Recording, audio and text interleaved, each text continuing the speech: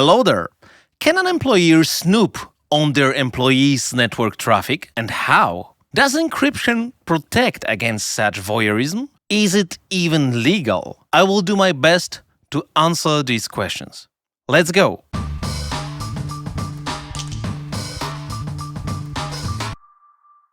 Let's start perhaps a little technically. What do routers actually do in network traffic? The most basic task is to receive a packet from the sender, check where it should ultimately go, decide which path will be the most efficient, and pass it on. This happens in a fraction of a second. And then the next router closer to the destination address starts this process again, and so on, until the destination is reached. Routers make thousands or even millions of such decisions per second. This makes them very good at it, but also highly specialized. By design, they don't look at what is being transmitted, because ain't nobody got time for that. They are only interested in where a given packet is supposed to arrive. So, if we want to analyze network traffic within a given router, for example, we can examine where from, where to, and how much data is being sent. But we won't know what kind of data it is. We will thus obtain, for example, an answer to a question. Who is downloading or sending a lot? At what times? Is it a regular and common activity? We may also be able to match specific destination addresses to this traffic, utilizing picking at queries to DNS servers, and so, in a way, find out what services a particular user is using. Such a report might show that someone scrolls Facebook for an hour, overindulges in Reddit for 2 hours, and then spends even more time on TikTok. However, we still won't know what exactly they are doing while using the services in question. Is that all a router can do? No. While they used to be limited by computing power, they can now, for example, look beyond the addresses field and also check the content of the message. Routers were not designed to do this, so a more unusual task will take them way longer than what they are normally used for, thus slowing down the connection. It also means that such picking is very expensive, especially with the large amount of traffic being analyzed. It also contradicts the basic principles that have guided the internet since its inception. But that's probably material for another story. Such a process of picking is called Deep Packet Inspection, or DPI for short. It makes it possible to decide which route to send a given packet based on the content of the message. For example, a packet looks like streaming, audio, or video. Okay, we act normally. Nothing happens. The package looks like it contains an Ubuntu ISO torrent download. Oi buddy, we won't play like that. You're going to the end of the line. We only use Debian here. Anyway, you can judge amount of data that can be collected from the sample statistics you can see on the screen now. This particular screen comes from a UniFi router. The link to an interesting blog where I stumbled upon it can be found in the description. It looks all fairly straightforward. And this is the moment when TLS encryption enters the game. Well, after all, end-to-end encryption is the answer to this kind of problem, isn't it? Seemingly, yes, but not quite. Let's take the specific case of Johnny. Johnny had been working in an important role for a large, dynamic multinational corporation with Taco Tuesdays and Casual Fridays for some time. However, he was recognized and received a big promotion. He has now become John. He also received a company-issued laptop. What John didn't know yet is that this was not a nice gift from a good uncle. The laptop, of course, was delivered straight from his corporation's IT department, where the full suite needed to do the job was pre-installed, including the company's VPN. Once John, at the end of a difficult Friday at work, full of meetings that could have been emails, decided to browse his favorite portal with content made for fans and only for them. He thought to himself that since he saw a padlock next to the site's address, his connection was fully encrypted and therefore private. And this is where we'll stop for a moment, because the clever IT department at his company actually has a lot of tools to figure out what John browses online. The IT department can analyze queries to DNS servers that are not encrypted. They can also make use of other abundant metadata. However, we'll focus on only one of the ways to eavesdrop on John: scanning HTTPS traffic. John Corporation's scanning of HTTPS traffic is nothing more than a man-in-the-middle attack. But how is it technically done? The corporation has its certificate, which they can issue themselves, after all. Such a certificate, issued as a wildcard for all domains, has been installed as trusted on John's laptop. If John now establishes a connection to any service, it technically consists of two segments. One from his laptop to the router, or more specifically, the employer's proxy server, which is encrypted with the company's certificate. The second connection is established on John's behalf between the employer's proxy and the target service for fans. Thanks to this, on the corporation's router, the traffic is decrypted and therefore it can be easily read. As a result, the following Monday, John was invited to a SAT chat with his superior to talk about rules regarding using company equipment. One step further are the DLPs, or data leak protection mechanisms, used in many large organizations.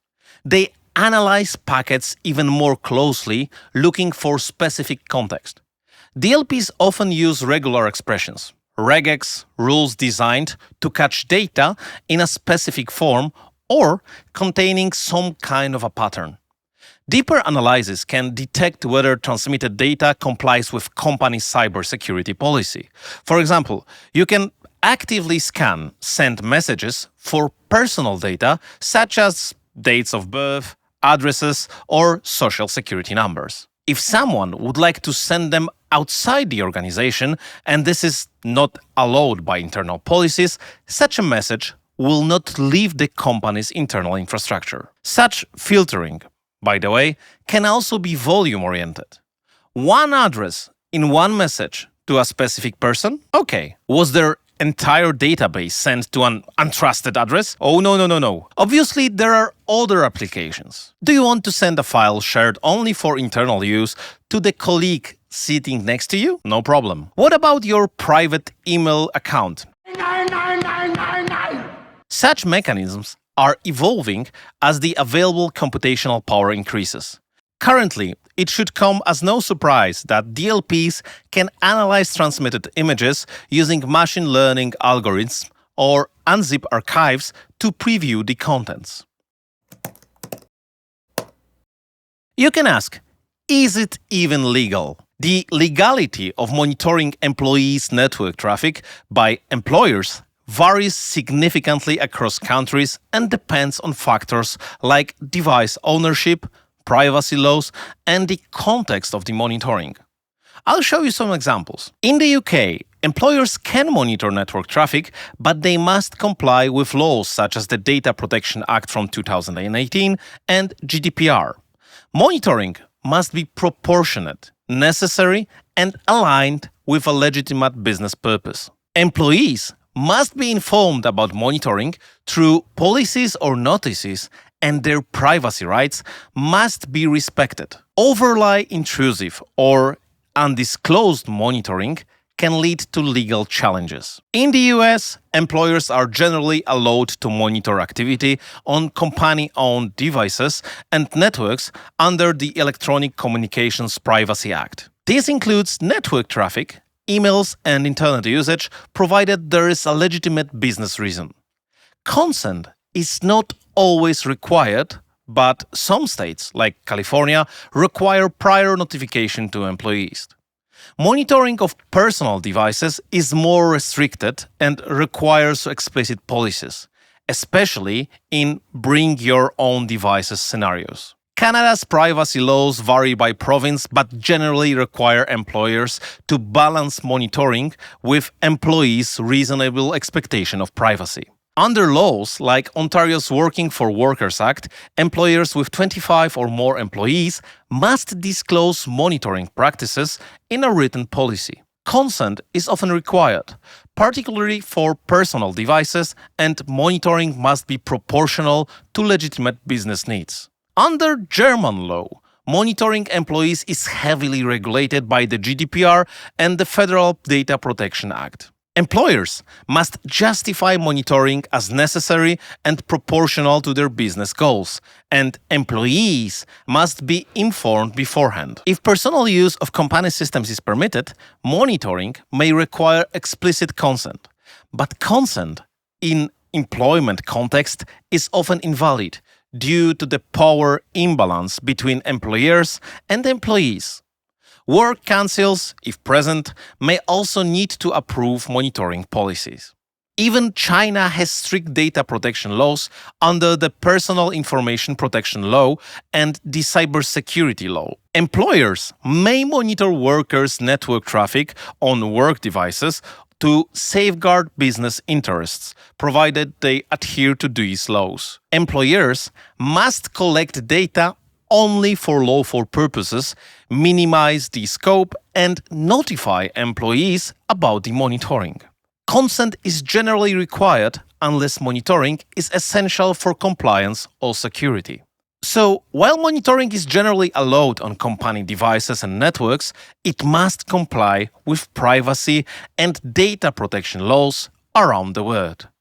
Employers are advised to have clear policies, inform employees about monitoring practices, and ensure that monitoring is proportional to its purpose. Intrusive or undisclosed monitoring can lead to legal and reputational risks. But the deep packet inspection mechanism can be used much more widely than just within some sort of a corporation. Some countries monitor and censor the internet precisely thanks to deep packet inspection mechanisms. This is widely used in China, for example, to filter out inconvenient phrases such as those about Tibet. Similarly, DPI is used in Vietnam, Egypt, Iran, and probably many other places. Human creativity knows no bounds.